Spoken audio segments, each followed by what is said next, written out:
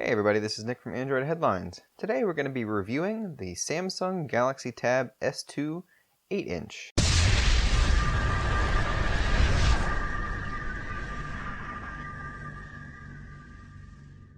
Now the Tab S2 comes in two different sizes, an 8-inch and a 9.7-inch. This is of course the follow-up to last year's Tab S, but it includes some important changes over that model. First up, we're going to be looking at the form factor, which actually is a little bit different from last year's Tab S. Visually it looks very similar, but the materials Samsung used are a little different here. So we're looking at a metal frame. It's a smooth plastic back rather than the textured fabric-like back of last year's model.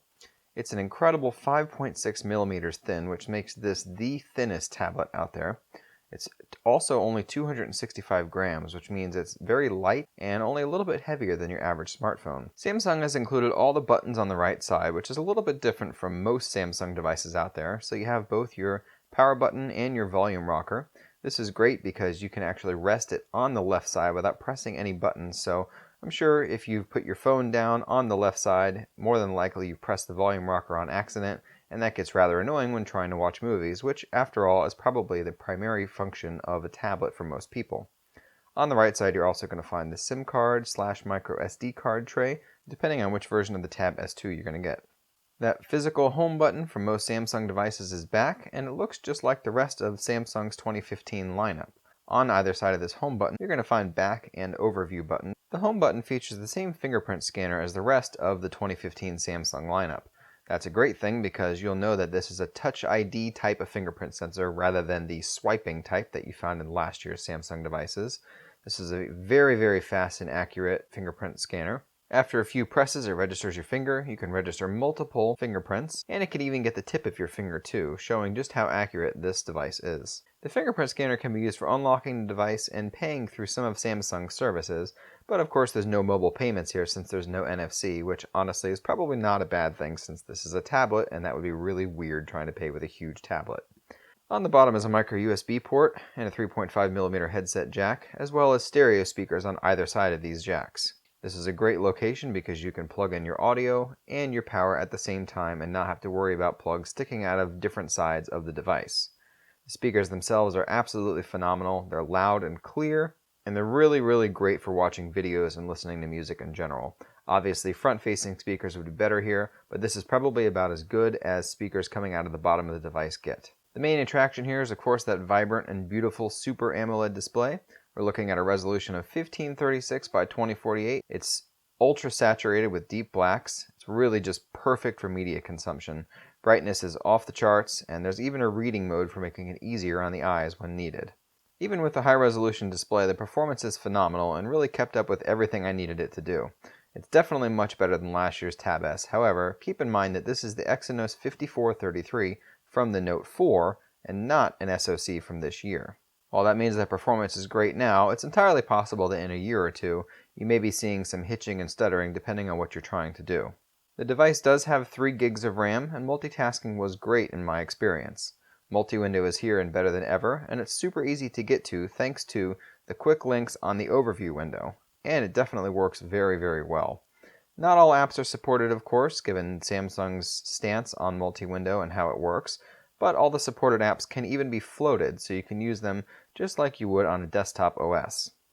Battery life is around a day or so with heavy use, and on average I got 6 to 8 hours of screen on time with media consumption. The TouchWiz software found on the Tab S2 is the same software from the S6 and the Note 5 this year.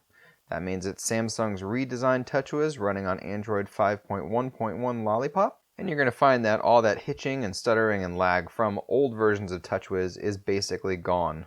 At this point, the only things that really look sort of antiquated are going to be those quick toggles you're going to find when you pull down the notification shade. It definitely would be great for Samsung to redesign these to be more like stock Android and have a grid of quick toggles rather than a scrolling row, which hides them and makes them more difficult to get to.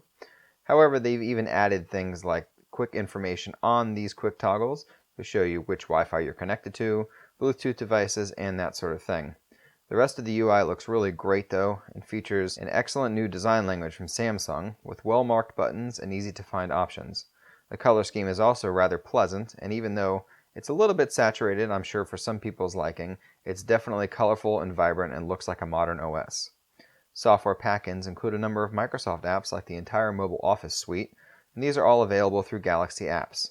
Some of them are preloaded on the device, but most of them are going to be quick links to download the apps, rather than having all of that storage space taken up right off the bat. There's even 100 gigs of OneDrive storage included, which shows Samsung's partnership with Microsoft and how it's really shining here. Even things like the camera are really great, and that's quite a surprise on a tablet.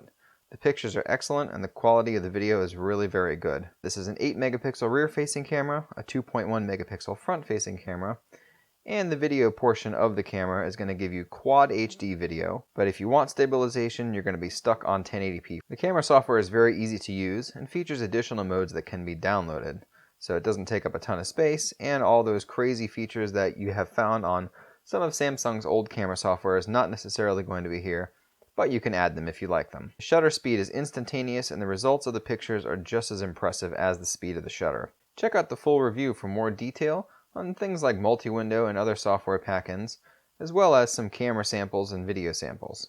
Overall, this is one of the best tablets money can buy, hands down.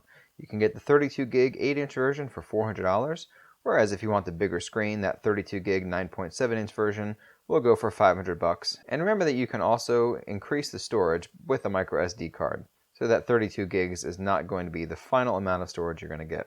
Check out the Amazon links below for where you can buy it. And don't forget to check us out on Facebook, Twitter, Instagram, and whatever favorite social networking site you might be on. Thanks for watching. Until next time.